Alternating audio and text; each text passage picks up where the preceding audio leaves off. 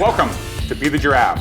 I'm your host and guide, Chris Jarvis. Perhaps you're wondering why Be the Giraffe. The giraffe literally evolved to be more vulnerable, but the truth is that giraffe gets to see things others can't and reach heights and reach food others won't. If you are looking for ways to stand out and reach higher in business, with money, and in life, then you are in the right place. Welcome to Be the Giraffe. Welcome to Be the Giraffe. I'm your host and guide, Chris Jarvis. This is the show where innovators share how they stood tall, broke free from the herd, and reached higher in business and in life. Today's guest is the powerhouse, Jason Cisneros. Jason literally built himself up from nothing to successfully exit 26 companies. He shared his secret on stages, speaking to over 1.3 million people. He created Built to Exit, or B2X, to empower entrepreneurs worldwide, and has already helped 61 other entrepreneurs have their big exit. He's mastered the art of scaling, systematizing, and setting business owners free. Why does he do it? So we can continue to fund child sex trafficking rescues and fight domestic violence and food insecurity. If you want to unlock growth, build wealth, and design a business that works for you, not the other way around, and help others at the same time, then lean in for this masterclass on life. Jason Cisneros, welcome to Be the Giraffe. Thanks for having me, brother. It's so good to have you here. I'm so excited. I got up at 3 o'clock this morning like a kid on Christmas. Like, this is going to be a great day. So no pressure. We have unique conversations, don't we? We have them, and now we're going to share them with an audience. So you've done so many cool things, and the bio speaks for itself, but you have this goal. I want to get into your journey, but first I want people to know what a big goal. You have this goal for lots of founders, and I don't want to steal your thunder. So tell everybody what this goal is, because I want them to, you did a lot, but you want to do even more. So what is this big goal you have? Well, simply stated, and actually this is going to be the first time I've announced it publicly, and we're excited about it. I think the arc, right? You and I have had this conversation, is that you do things in your life, you want to set an objective, and as a Christian, I want to check in and make sure that I'm staying in God's will, And when I sold, you mentioned that I sold those 26 businesses. At the time, I was like, okay, cool. This is going to be I'm going to do rescues for the rest of my life. But again, tell God your plans and watch him laugh. It was on my heart, and it was around 2020 when I heard the phrase for the first time, non-essential businesses. And around that time, I had two of my friends, one close and the other one a little bit more distant. But when they shut down all of the small and mid-sized businesses, I lost a couple of those friends to suicide. And I was working on other things, obviously the trafficking and everything else that we were doing, but I kept waiting for that moment for somebody to go, oh, we represent small and mid-sized businesses. That's not gonna happen. You're not gonna shut that down. It's small and mid-sized businesses. But historically, merchants have changed the world. Small and mid-sized businesses, all the way back to the first goat that was traded for the first egg. You don't have the TV that we're watching. You don't have electricity, you don't have planes, you don't have anything in modern society unless you have a merchant, a small or mid-sized business that maybe became a big business. That's our class. And so I was shocked when I saw that. And I also, 60% of our GDP, around $17 trillion, is produced by small and mid-sized businesses. 60% of the hiring is done by small and mid-sized businesses. 90% of the jobs people have are from small and mid-sized businesses. And so in math, you're a math guy, right? The math didn't math for me to see somebody call that group of people non-essential. And so I waited, and I was telling my wife, somebody's going to stand up for that group. And nobody did. And I looked into it, and I was like, okay, there's no representation. And that's in prayer. I was like, what do I do next? What do I do next? What do I do next? And I had this epiphany that we need to have representation at the federal, state, and local level for the most influential, most impactful group. Not even like the most money donated to charities, the biggest differences in their local communities, the ones that are taking care of their families, the ones that are giving to their churches and mosques and and charity, all of the things. Like, who's standing up for these people? Nobody. And I historically cannot stand bullies. And I feel like an entire group of people who are too busy to protest and too busy to really get involved in politics. Why? Because they're taking care of their family and they're responsible for the feeding and care of their employees and the tax base of their town. And they don't have time to go out and get involved. So I thought, well, let's start there. And so we started an organization that's brand new called the Owners Syndicate. And the whole idea behind it is to build over the next 5 years. We want to help on built to exit side. We want to help 600 businesses sell between 15 and 30 million, more or less, whatever. But that's our target. And that's life-changing money that then will be able to fund all of us. And in so doing, the best way to earn somebody's trust is to make them money, right? You know that. And so I want to make a bunch of people a bunch of money so that we all trust each other, we all know each other, and then we can band together under the banner of the Owners Syndicate and go to federal, state, and local and get some representation to make sure not just that we're protected in our generation, but decentralized finance is available for our kids and our grandkids and that the next generations, to make sure that there's financial freedom for the world.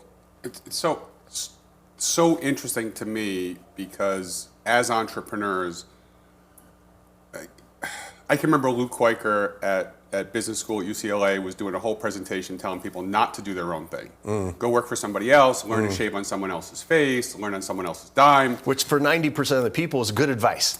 Completely. And when we were all standing around a circle at the end, and Luke Quaker he founded Bristol Farms, wonderful guy, beat cancer with his own brain, decided I wasn't going to go to doctors, I'm going to will myself to this. He gives this inspiring speech, and when it's over, I'd already started a company, so when he asked everybody how did the talk go, he got to me and I said, I didn't care for it. And he looked away from the people and looked at me and said, you're going to be fine. This talk's not for you. It's for all the people who think entrepreneurship's easy. And he winked at me. And I thought, damn you, Luke Quaker. Like that was, it was just that moment. I was like, oh, I'm an entrepreneur. Yeah. But what I also hated about business school, I had access to really cool people, but the majority of the classes were designed for big business. Marketing, if you're Kellogg's, right? If you have infinite money and all the opportunity to try things. Yeah. And then I was so furious when I had a friend at Goldman Sachs in 2007, told me that the market was going to crash, told me that they were going to make a bunch of money, and told me that nobody was going to jail. And I realized when big businesses fail, they get bailed out. Yeah. But we don't get bailed out, right? So the entrepreneur takes all the risk, does all the innovation, and then has no safety net. Everybody has their hand in the pocket of a small and mid-sized business with no protection. It's not like there's nobody slapping the hands away from lawsuits and all of the stuff. Anybody that owns their own, they know everybody's got their hands. And by the way, people are coming for donations. And by the way, there's always somebody knocking on your door, right? And there's always the threat on the other side tomorrow that you could make a mistake that's going to put you out of business. What you just termed on these larger organizations, I've termed unethical capitalism. Right? It's unethical because at the end of the day, F.A. Hayek is my 100%, the Constitution of Liberty. That book everybody should read. He is, when it comes to understanding finance and understanding the greatest power that you have in decentralized finance to be able to keep away from dictatorships ever taking over and blah, blah, blah, blah, blah. I don't want to go too deep into it. But you have an unholy alliance when you get so big that now you can afford lobbyists that go and advocate on behalf of your business, and they pass laws to quell and squash innovation that only happens at the small and mid-sized business owner level. Right? That's where all innovation happens. They become big businesses because they solve a problem, then they get old, they get too big, and then they die. right? And then you have somebody else coming in. That's the natural business cycle as it should operate. But when you go in and you bastardize that, when somebody has way more money and they go to an unethical, corrupt politician, which most of them are these days, right? That is supposed to represent the interests of the people, and then the people are supposed to have the opportunity to rise up and build something in innovation, and that gets interrupted, which it has now, right? You go back to 1896.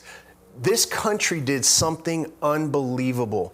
They came up with something called the Sherman Act. And the Sherman Act was the first time in the history of the world that a centralized government stood up and said, no, we're not going to allow too much money to coagulate into the pockets of too few, because that's the beginning of dictatorships. That's the beginning of communism. That's the beginning of mass death in China and Russia and those types of things. So we're not going to do that. What we're going to do is we're going to say, it was the first anti-monopolistic deal that then became the FTC and all the anti-monopoly laws that are on the books these days, which are being completely ignored today, right? Completely ignored. So you get that bastardization, and now all of the innovation stops, and there's just a predictable string of events that happens when you interrupt that process. And so unethical capitalism gives everybody a bad name that owns businesses, right? And they're with corrupt politicians, and you just slowly stop that innovation. You slowly gain more control over here and over here. And pretty soon you're left with, I have to work for a business that I don't want to work for, or I'm going to have to work for the government or the subsidies that come from that government. That's not a way of life for freedom. Everybody talks about the First Amendment, Second Amendment. Great. But every war throughout history has been won and lost at the bank. Every single war. And so the war for freedom starts with people being able to create their own financial freedom, their own financial success, their own financial survival according to their ability and their willingness to overcome their demons and their mommy issues and their daddy issues. I don't know a business owner that doesn't have some kind of trauma in their background. We're going to go into that. So when we come back after the break, we're going to talk about you finding your financial freedom by knocking down and getting rid of your demons. So come back after the break. You're not going to want to miss it.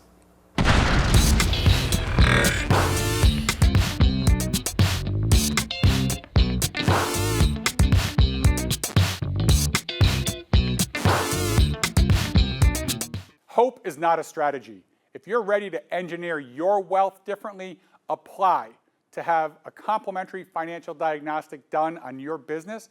Let's discover what's currently missing and, more importantly, what's possible. Once you're making millions of dollars or you're worth tens of millions of dollars, you have outgrown conventional thinking. So stop buying off the rack and get something custom made for you that's going to help your family meet all of their goals.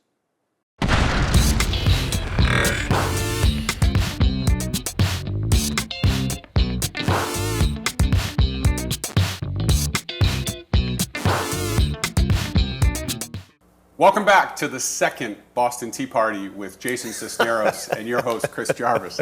We're talking about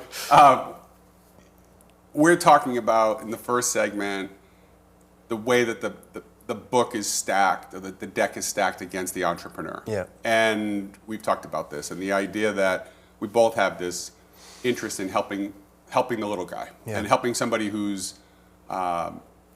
misunderstood. And and I shared with you in a call we had this week that a lesson that I learned from Brian Murphy, who had been the president of the Hartford, had given me this advice that the most important thing in life is to figure out the thing that drives you, and understand that the thing that drives you will get you to a certain point, but ultimately will then hold you down. And the key to life is to figure out what drives you, yeah, first, and then two, figure out when to tap into it so it can drive you when necessary, but also know when to tame it so that it doesn't hold you down. Yeah. And I had shared with you that I didn't realize that my biggest childhood scar was about being misunderstood, right, and not being seen. Yeah. And I didn't realize that was the case because my parents got divorced, and then I got bullied. We shared that every day in 5th and 6th grade. I got beat up, and you had a similar story. And there was this whole like, why me? People don't understand me. Yeah. And so with that, like people, hear you in the first segment going off on a rant. You're like, all right, this guy is some crazy, he's some, political activist or anarchist. Anarchist, yeah, and, exactly. But this comes from somewhere else. Yeah. Like this whole wanting to stand up for somebody, for you, actually comes from a place that, if you're willing to talk about it, like it came from a place where people weren't standing up for you, and that's where this started. This passion comes from a place. And I think for people on the show, the reason why I want you to go into this, if you will, is there's people who feel like they've been dealt a bad hand. Yeah. And they've got some crap sandwich that they're forced to eat. And what they don't realize is that the thing that is holding you back, or the thing that hurts the most, is probably going to come around. It shouldn't be held inside so that you ultimately commit suicide like your friends did. Yeah. It's something that needs to be talked about because it will help you connect with people, and people will want to help you. Yeah. And eventually it'll be part of your story that'll make you relatable. Yeah. Which, you've been on millions of stages and you have this big alpha energy. And when I met you at that event, I'm sitting there going, okay, I'm on day 2. You're the lead off. And I was like, all right, who's this guy? Right. And you completely delivered. You were fantastic. Thank you.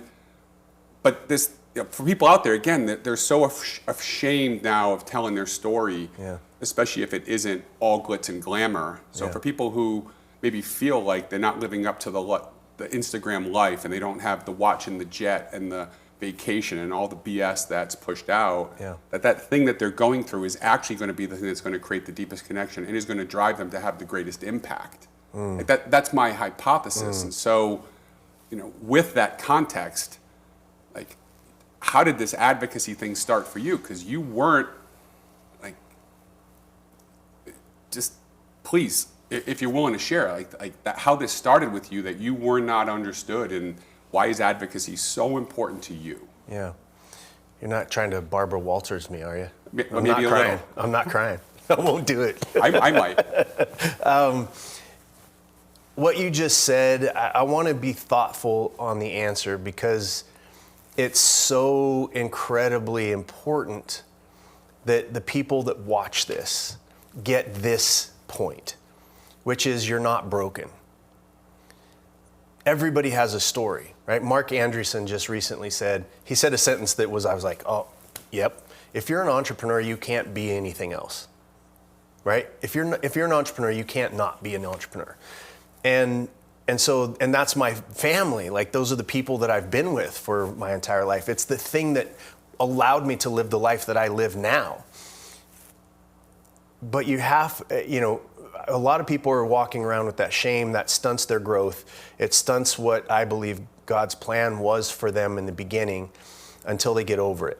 And a lot of why I decided to speak was because when I was a child, there was, again, I told you the story of when I was in 4th grade, and I developed this concept of how do I protect myself, right? I had an abusive father, adopted father. And my pictures as a kid are hilarious, because my nose is over here, it's smashed in, it's up, like, because he loved to break my nose. And that went on from the time that he adopted me, I think at 3 years old, all the way to 17, when he eventually went to prison for attempted murder of me and my mother. And there was a lot of abuse. I started stepping in front of my mom when I was like 8 or 9 years old to try to take her beatings away from her.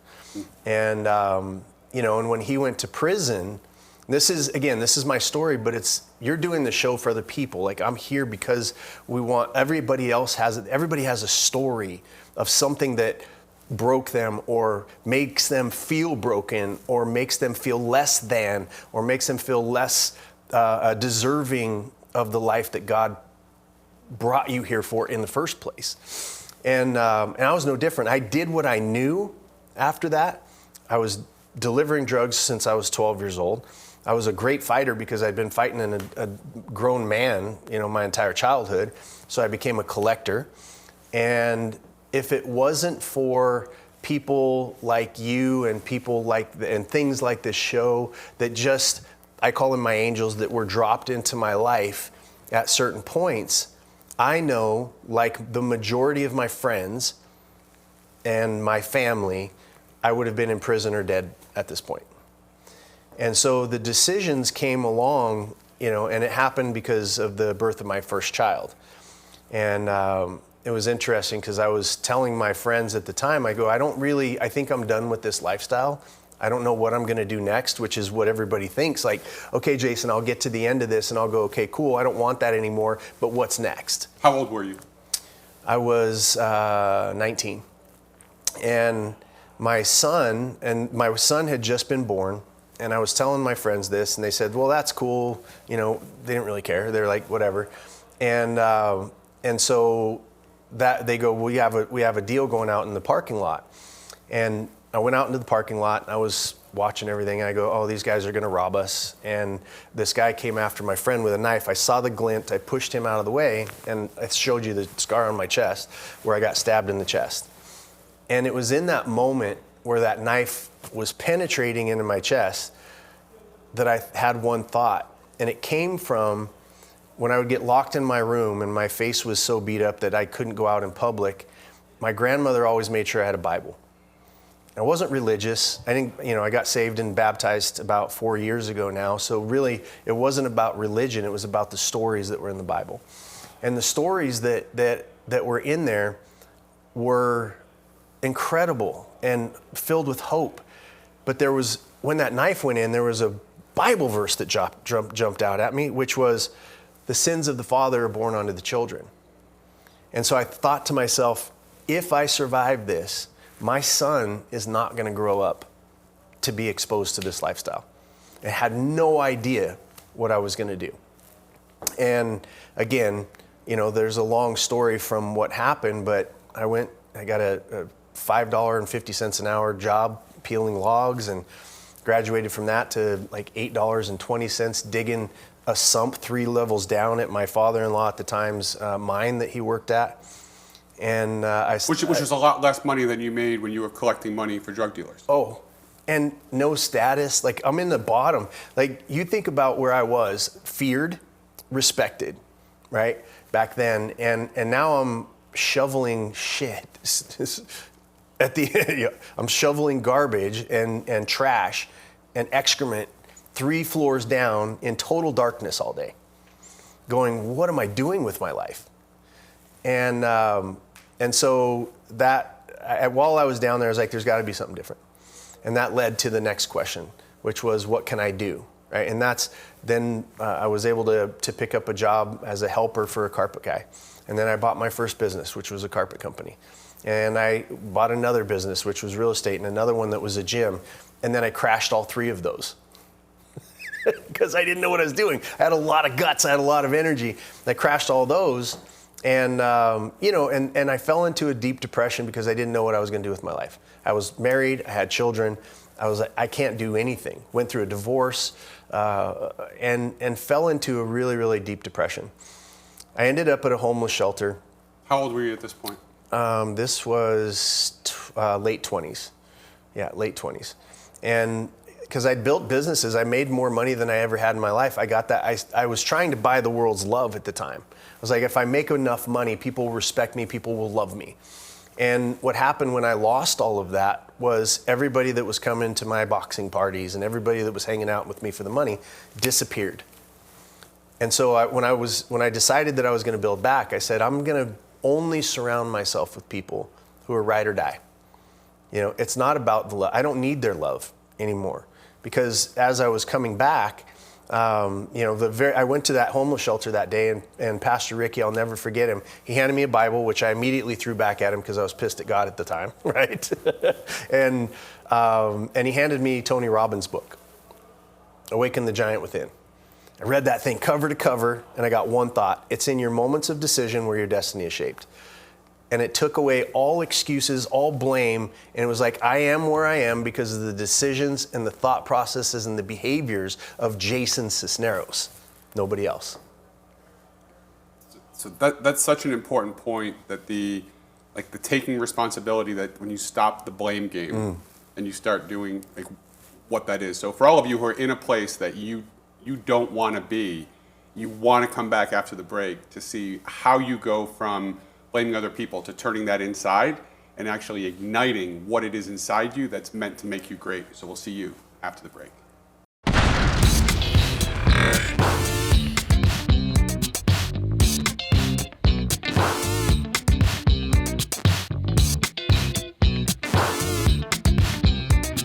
Let me ask you, how much of your hard-earned income is getting gobbled up by taxes? 30%?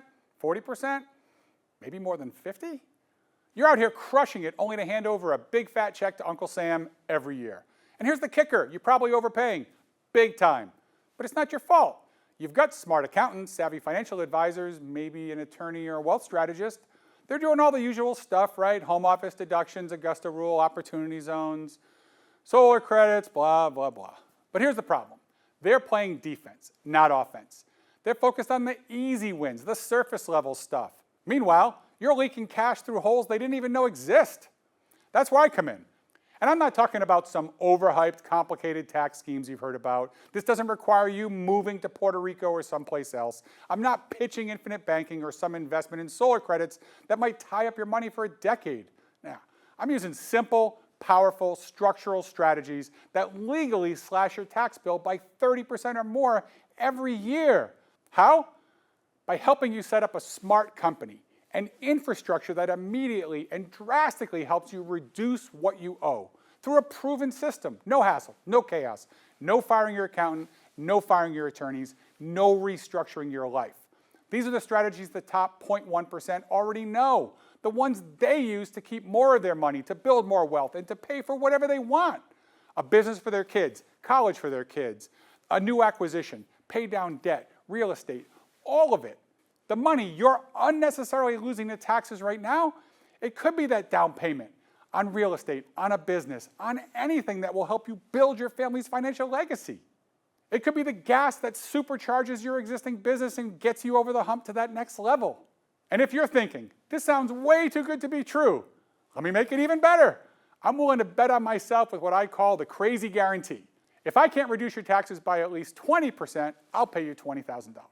So here's the real question. Do you want to keep shelling out big bucks, watching hundreds of thousands of dollars vanish, knowing that money could have been fueling your family's future? Or are you ready to take one smart, simple step and start keeping more of what you earn? If you're ready to play offense and start stacking wealth like the elite, click the button below. Book a call. We'll chat. I'll show you where you're bleeding money and exactly how to stop it without stress, without risk, and without overcomplicating your life. It's time to stop playing defense. It's time to win.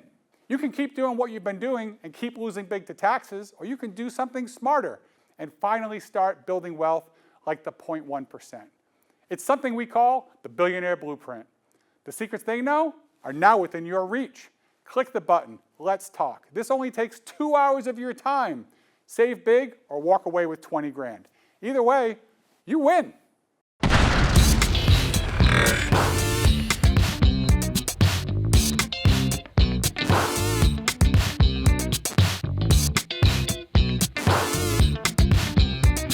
Welcome back to the new Barbara Walters show. I'm Chris Jarvis, posing as Barbara Walters, trying to make everybody cry with Jason Cisneros. In segment one, you talked about all the great things you're doing and how motivated you are to help the small business owners. So for all of you small business owners out there, I know you need people. I've been you. Jason's been you. Like, we know this, and this is why we do what we do, is because it is a lonely game to do this.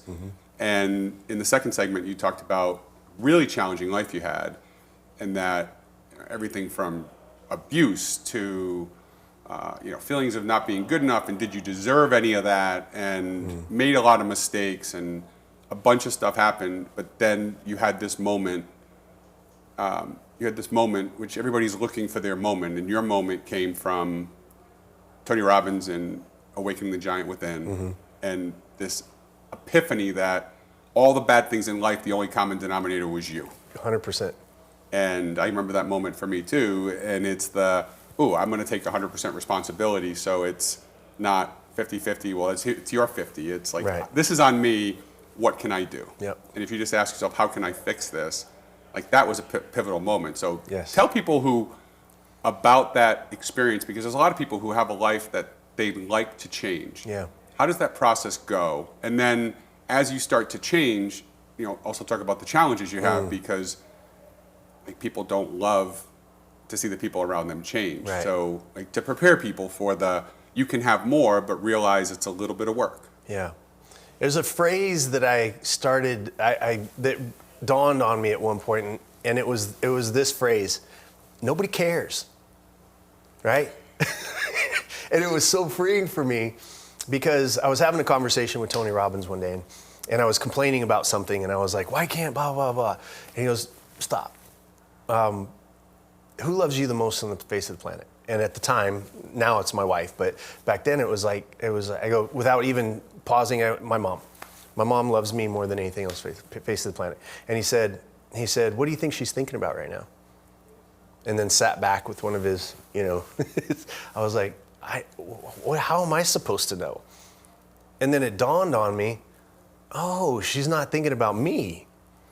And there was this domino, like in the Matrix, right? Like this domino thought process that went, everything I have done in my life was to remain consistent with how others saw me, or what definition had come up. My gang name was Psycho, right? And so what are you going to do? You got to remain consistent with that, whether you want to be, crazy and fighting people and, doing all that kind of stuff. You have to, because you're remaining consistent with all the people that were around you.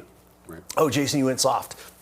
That's not going to happen, right? I'm not going to have that conversation. And then, you get married and you have friends and you have your mother and father and the people. And so I woke up with that moment, and I said, wait a minute. Because he asked me, he said, what do you think she's thinking about? And I was like, she's thinking about her own things.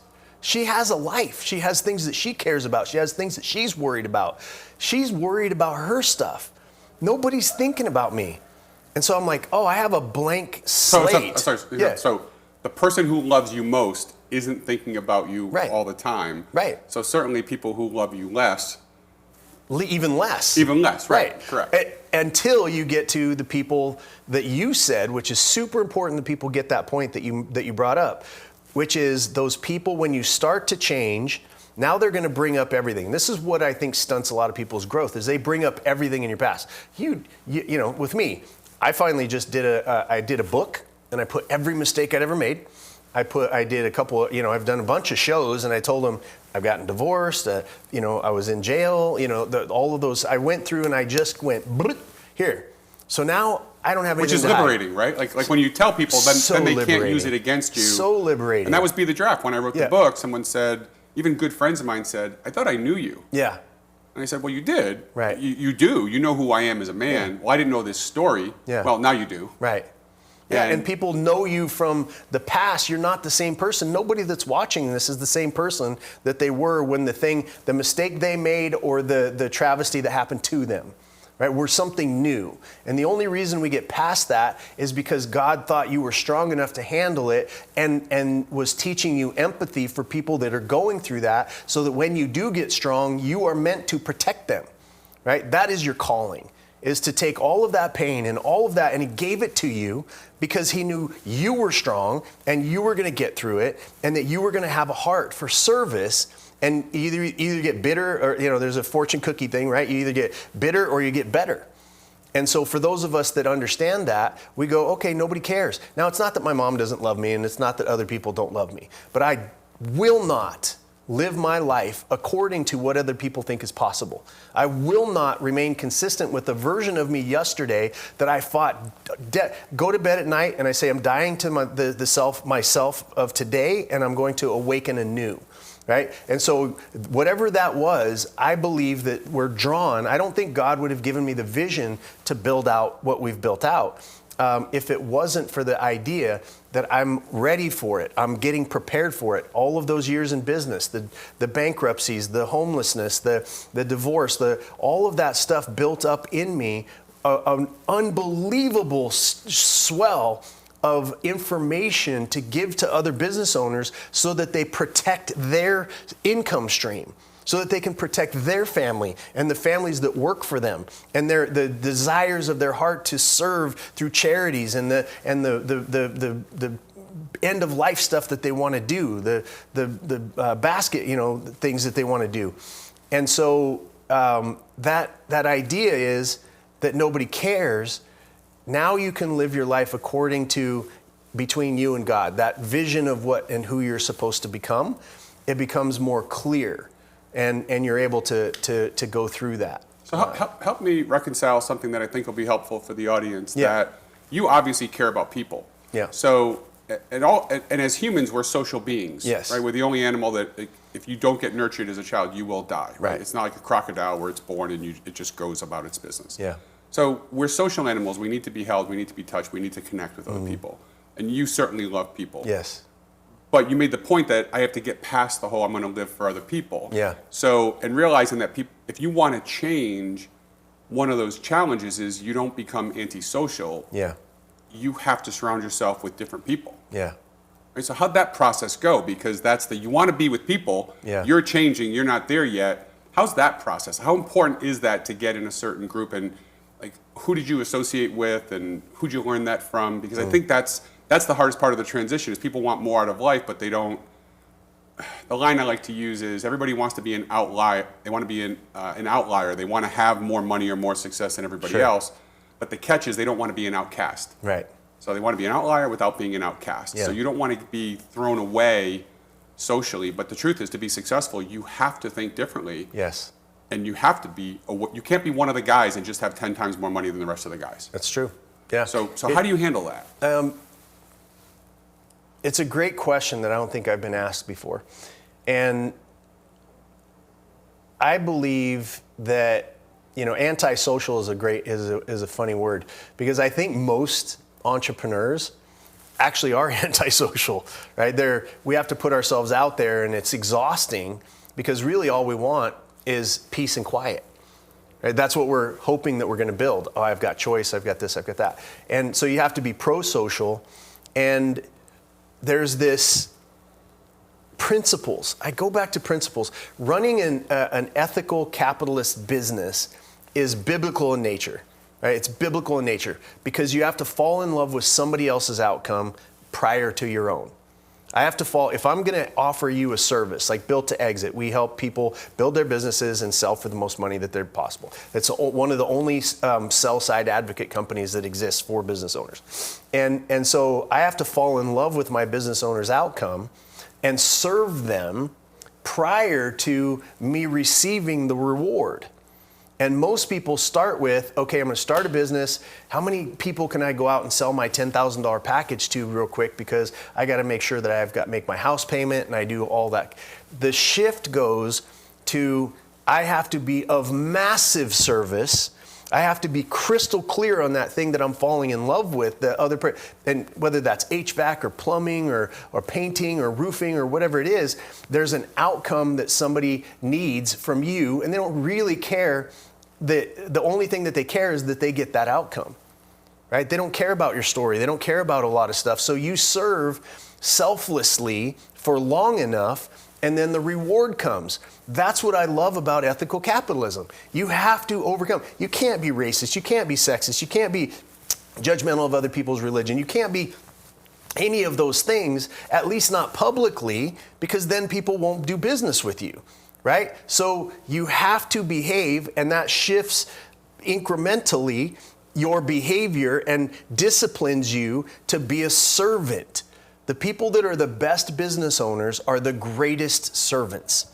And it's not, I'm going to make a bunch of money and then I'll serve people. It's I start service now, and eventually I'll make enough money to take care of me and my family, and then the excess comes because I know that my outcome, the skill set that I need to actually perfect, is being a servant to other people.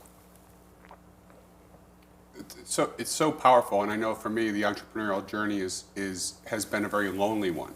Right? That idea that you don't fit in. Yes. Like you are different. Misfits. You look at I just got a text the text I got at dinner last night of one of my friends who's dying. The text I got was from my friend George Pang in New York, And I can remember I was in my 4th year of business, and I can remember he asked me, when is enough enough? I said, when is enough what?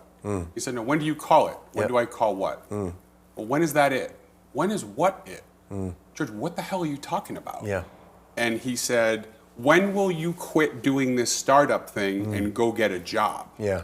And I honestly couldn't even fathom that that's what he was asking. Right. I wasn't trying to be difficult, No. which I often do with him. It's part of our back and forth. Yeah. But I wasn't trying to be difficult. I just couldn't even see it. So when I was at New Lab in Detroit last week, and I walked in, I could smell the delusional optimism. Right. Which I told you, like I could smell it. I could feel it with all the entrepreneurs in the room. And so when we come back, I want your take on how the delusional optimist, semi-antisocial soloist entrepreneur, what they can do next to get their life back, find joy, and have greater impact. You're not going to want to miss it.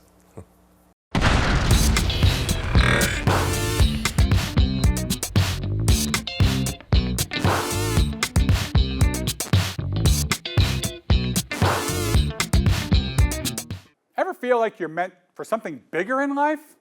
I'm Chris Jarvis, and on Be the Giraffe, we ditch the herd, stick our necks out, and find a better path in life, in business, and with money.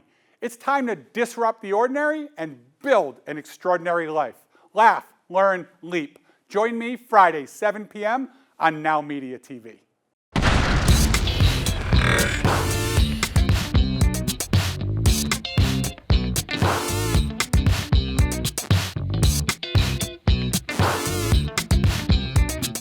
Chris Jarvis here, I'm Be the Giraffe, and we are doing our own little Gilligan's Island. And for you entrepreneurs who feel like you are stuck on an island alone, this segment is for you. So we've covered a lot of stuff in 3 segments. Yes. The part here is the entrepreneur is on an island, right? We take all the risk, and then we have no backup, no safety net. Everything's out there, and when we leave, you leave the company, all your friends at the company are like, what's wrong with you? What, you don't like my idea? Yeah. You don't like, you're too good for us. You're trying to change the way you believe about what you think about life, what you think about yourself.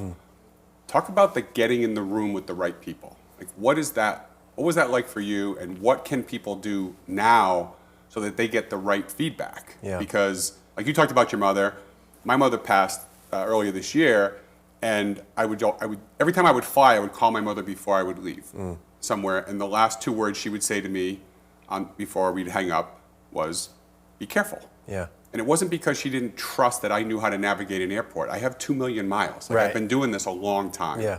Right? But it was because she cares about me. Yes. And so sometimes the feedback we get from people is because they care. Right? They don't want us to get hurt. And the risks that we're taking are significant. Yes. But the problem with that is they're reinforcing, how do you appreciate them for the care and the love that they have, but spend more time with people who encourage you and fuel you to do the thing that you need to do. Yeah.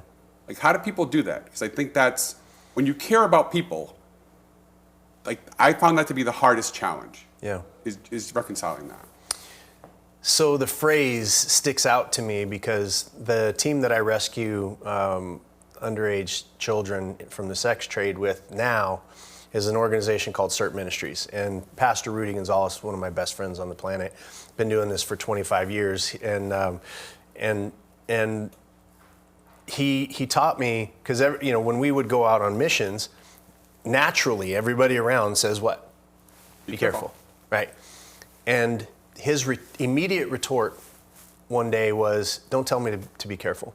And he was a little bit angry about it. He said, don't tell me to be careful. Tell me to stay dangerous.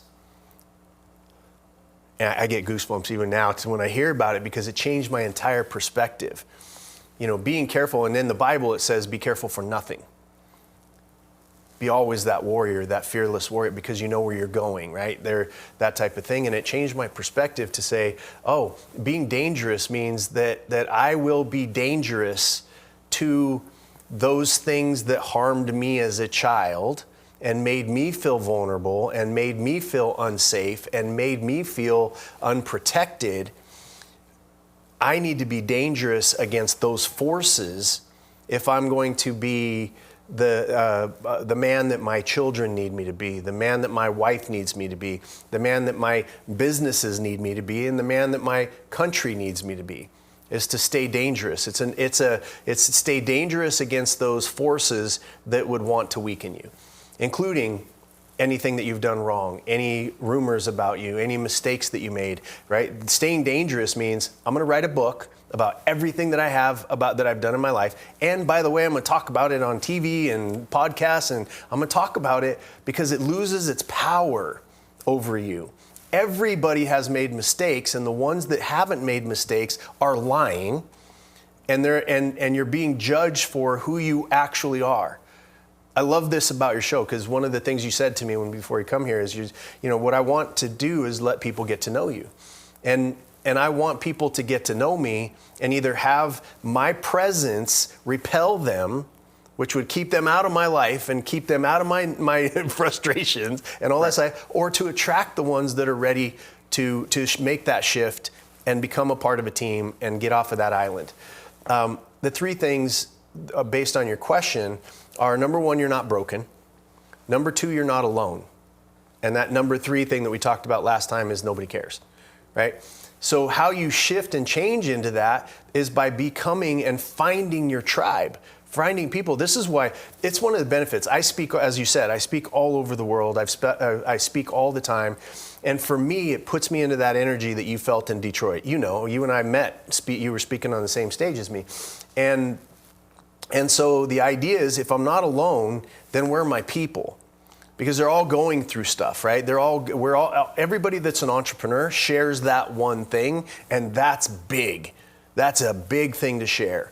So understanding that you're not alone, you get out of your own head. And one of the biggest mistakes that I see business owners make is thinking that they actually have all the answers. Why? Employees all come to them for the answers, right? Family all comes to them for the answers. The people that want their donations and their money are coming to you for the answers. So accepting and understanding that you are that steadfast oak tree for your people, but also understanding that oak tree is not going to grow without new relationships and new information. And we talked about it last night, cross-pollination, learning from other industries and understanding that. But none of that starts until you realize, why am I doing this for myself?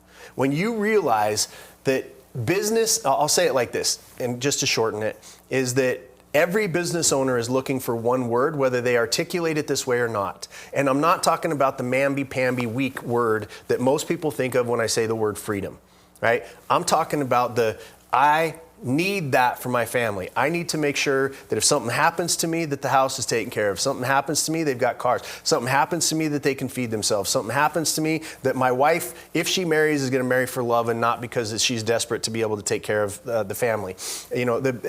That's our role, and that's what our desire is. And then maybe the freedom, not the morbid side, but the freedom is, I want to go see Paris. I want to go see the world. I want to go experience swimming with sharks. I want to, whatever it happens to be for you. And then I want to go and serve the world. I want to give money to veterans, and I want to give money to these things.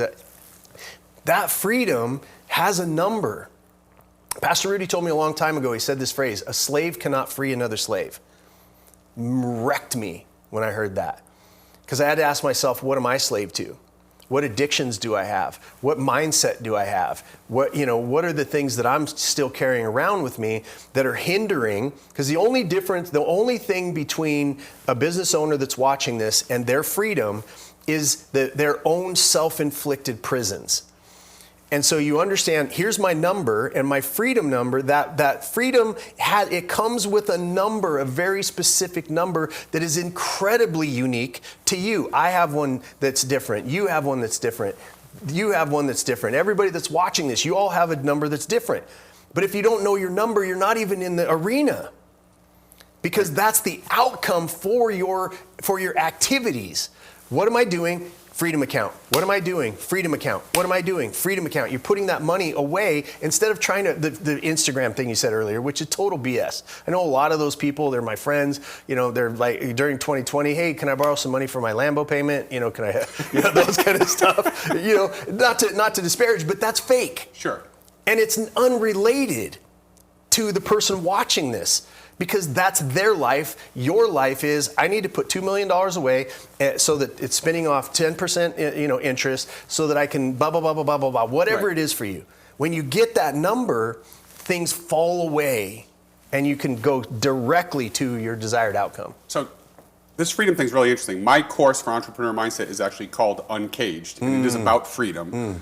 In the last couple minutes we want to be around people who think that way. That's one way to free us, is to get people to get us to encourage us to think bigger. Yes. But the other thing is, for the entrepreneur, thinking about processes and legal and documents takes you away from the big thinking thing, and it gets you into, for me, it's hell. Yeah. I know it is. Yeah. And like, you do this. So tell people, because I think it's important that they know what you do. Yeah. Like, unfortunately, we only have a couple minutes, but maybe we'll do a bonus segment about this after. So stay tuned to see where the bonus segment is. But tell people what you do, like, for them, because I think what you do and take off their plate is going to be so interesting to the people that are in the room. Well, it relates directly to my childhood trauma, which my adopted father beat me, which means, how do I protect myself? And then realizing later on that my first love was advocacy for domestic violence survivors. We literally, put on bulletproof vests and go rescue children. We feed people around the world. I cannot stand bullies, right? And I feel like my family, my small and mid-sized business owner family, was getting bullied. And that's what drew me back into the marketplace to say, I'm going to build a sanctuary for my family of business. And so what we do is we start at the very beginning, we have an assessment, and then we go through the assessment and we say, okay, what's your end game? That target that I was just talking about, because we can't help anybody unless we know that number. And then you get into optimization phase, and then you get into pre-exit prep, right? So that you're always ready to sell, right? Because everybody exits, how matters is our tagline. Right? You're either going to fail in an involuntary exit, you're going to have a dictated exit, or you're going to have what we do at Built to Exit, which is a custom tailored exit. Okay? Whatever it is for you, we're going to custom tailor that. And so then you get to that place, and then you go into due diligence, and then you go into post integration, and on the other side of that is called horizon. What do you do when you can do anything with your life from that standpoint? That's where a lot of people mess up. Post-integration is where a lot of people mess up. Due diligence is usually the buyer of your business dictating to you how much they're going to get and when they're going to give it to you. And optimization is something that most businesses don't do in the first place. Very few people have the desired outcome, that end game in mind, and very few people stop to assess their business. So we're there to do all of that, to hand you back your power with your business.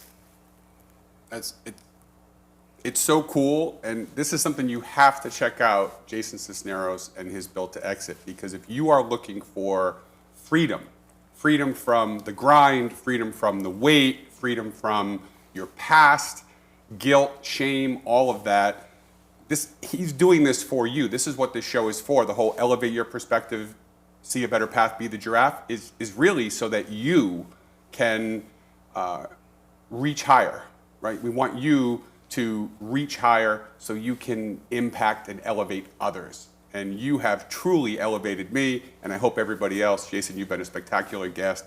Thank you so much. Thank you, brother. You've been an amazing host.